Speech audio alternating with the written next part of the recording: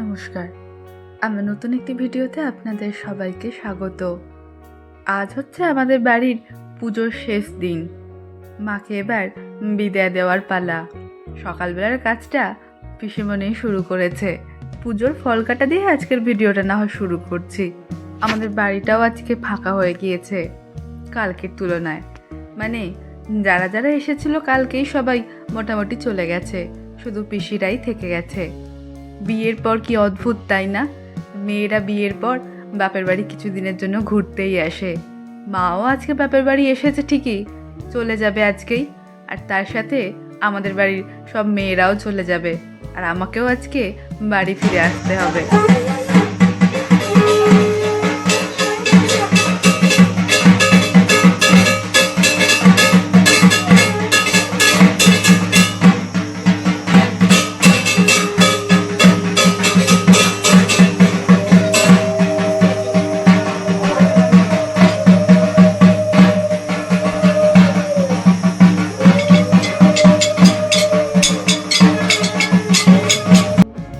পুজো প্রায় শেষের দিকে।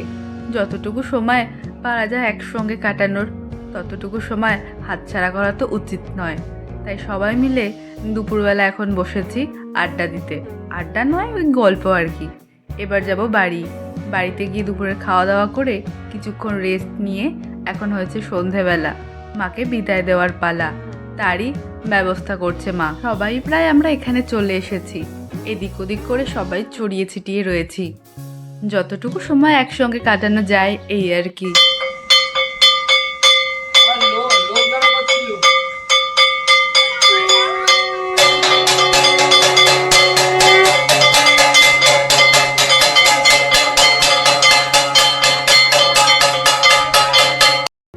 বিদায়ের শেষ বেলার ঘন্টা প্রায় বেজে গিয়েছে। এখন বরণ করা হবে, তারপর শেষ প্রস্তুতি।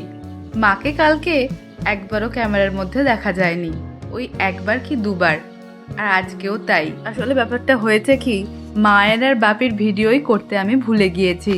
বাকি সবার ভিডিও করতে করতে আমি এতটাই ব্যস্ত হয়ে পড়ি যে মায়ের ভিডিও আর বাপির ভিডিও করাই হয়নি। কিন্তু এডিট করতে বসে তখন আমি দেখি মায়ের আর বাপির ভিডিও এই ভিডিওটার মধ্যে নেই বললেই চলে। যাই হোক, এই বছর হয়নি তো কি আর হবে। এই বছর তো পুজো প্রায় শেষ হতে চললো। ঠিক করেছি পরের বছর ভালো করে ওদেরকেই ভিডিও করব আগে।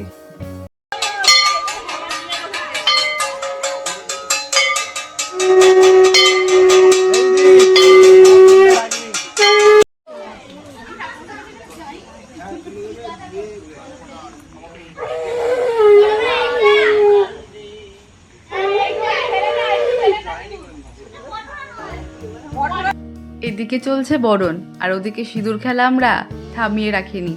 আমরা যে কি লেভেলের সিঁদুর খেলেছি সেটা তো একটু পরে দেখতে পাবেন। প্রীতম কাকার সান্নিধ্য পেয়ে আমরা সবাইকেই প্রায় ভূত বানিয়েছি। প্রীতম কাকা তো সব কাকিমাদেরকেই ভূত বানিয়েছে, এখন চলছে আমার মাকে ভূত বানানো। মুখগুলো যে কি দেখতে হাসির লাগছিল সে তো সামনাসামনি দেখলেই হেসে ফেলবেন। ওই একটা ছবি তোলার বউকে পাঠাবো।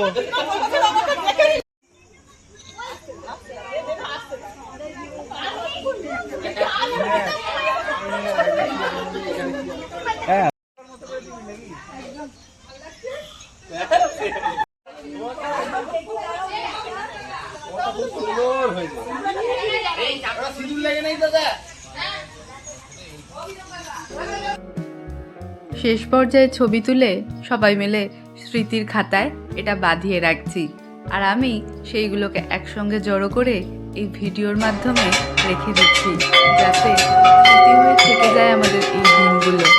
ইচ্ছে হলেই যাতে আমরা একবার করে এই ভিডিওটা খুলে দেখতে পারি যে আমরা কতটা আনন্দের সময় কাটিয়ে এসেছি।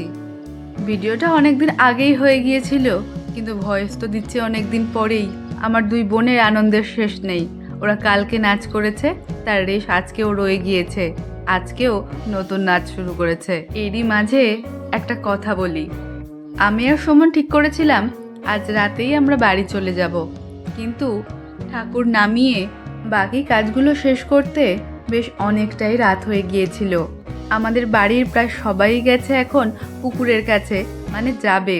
কিন্তু সুমন অর্ধেক রাস্তা থেকে ফিরে এসে আমাকে বলল, তুমি তাড়াতাড়ি রেডি হয়ে নাও, আর আগে থেকে তো বলেই রেখেছিল ব্যাগটা কিন্তু গুছিয়ে রাখবে, হয়ে গেলেই বেরিয়ে যাব। ব্যাগ আগেই গোছানো ছিল।